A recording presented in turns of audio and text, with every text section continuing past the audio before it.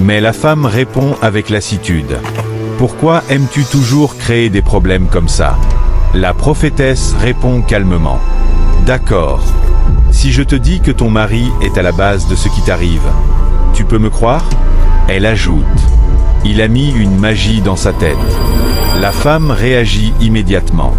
Là, je peux confirmer que tu mens. Il a toujours eu l'habitude de porter son chapeau, même quand on dort, même à la maison, même quand on sort. Mais ça, pour moi, ça ne veut rien dire. Je ne peux pas croire ce que tu dis, car je sais que mon mari ne me ferait jamais de mal. La prophétesse répond. Tu es sûr de ce que tu dis? La femme répond. Oui. La prophétesse demande alors. Tu l'as déjà vu enlever son chapeau? Tu as déjà vu sa tête une seule fois? La femme hésite, puis répond.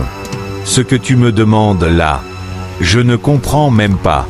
Comment ai-je pu vivre avec un homme pendant toutes ces années, sans pouvoir dire s'il est bon ou mauvais? Écoute bien, je pense que tu dis n'importe quoi. Tu es en train de dire que mon mari est à l'origine de ma grossesse? La prophétesse répond. Oui.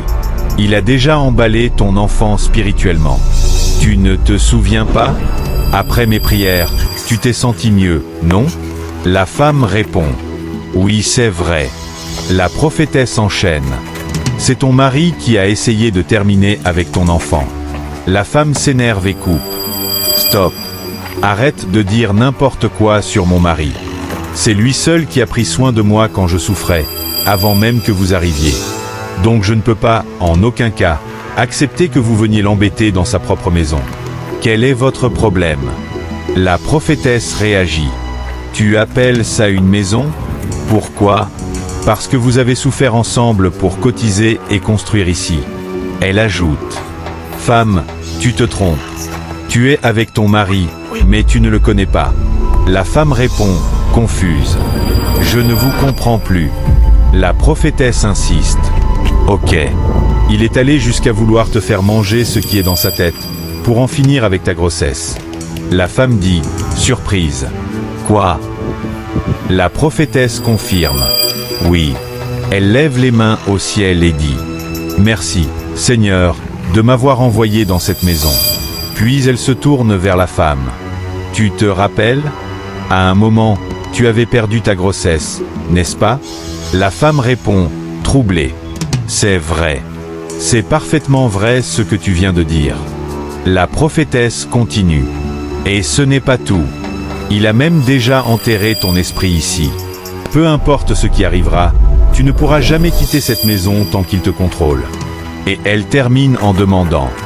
Depuis que vous êtes ensemble, est-ce qu'une seule fois tu l'as vu enlever son chapeau? Est-ce que tu as vu sa tête? La femme répond. Je n'ai jamais vraiment fait attention à ça chez lui. Mais je sais qu'il a toujours eu l'habitude de porter un chapeau. La prophétesse réagit vivement. Si tu prends le temps de réfléchir, tu comprendras quel genre d'homme tu as épousé. C'est un homme mauvais. Très dangereux. La femme, bouleversée, demande. Mais comment mon mari pourrait vouloir me faire du mal? La prophétesse répond calmement. Tu dois te calmer et te concentrer.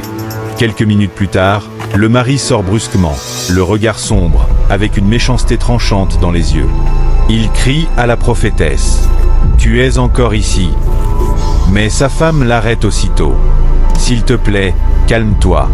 Ce qu'il se passe ici est une affaire sérieuse. C'est une affaire de compréhension et de prière.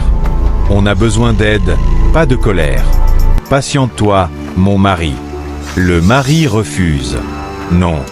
La femme insiste doucement. Je t'en supplie, assieds-toi. Puis, elle fait discrètement signe à la prophétesse d'enlever le chapeau de son mari.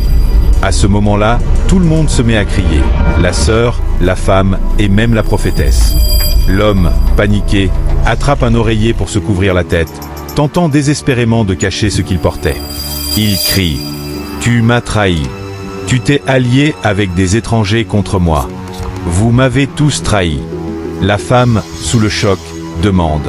Donc c'est vrai? Tu étais derrière tout ça? Le mari commence à supplier la prophétesse. Donne-moi mon chapeau, s'il te plaît. Mais sa femme répond froidement. C'est bien fait pour toi. Il continue à supplier, à genoux, demandant pardon à la prophétesse, à sa femme et à sa belle-sœur. Il commence à avouer la vérité. C'est avec ce chapeau que j'ai réussi à prendre tout le bien de ma femme. La femme crie. Tu es un monstre. Tu es sans cœur. Tu dois quitter cette maison.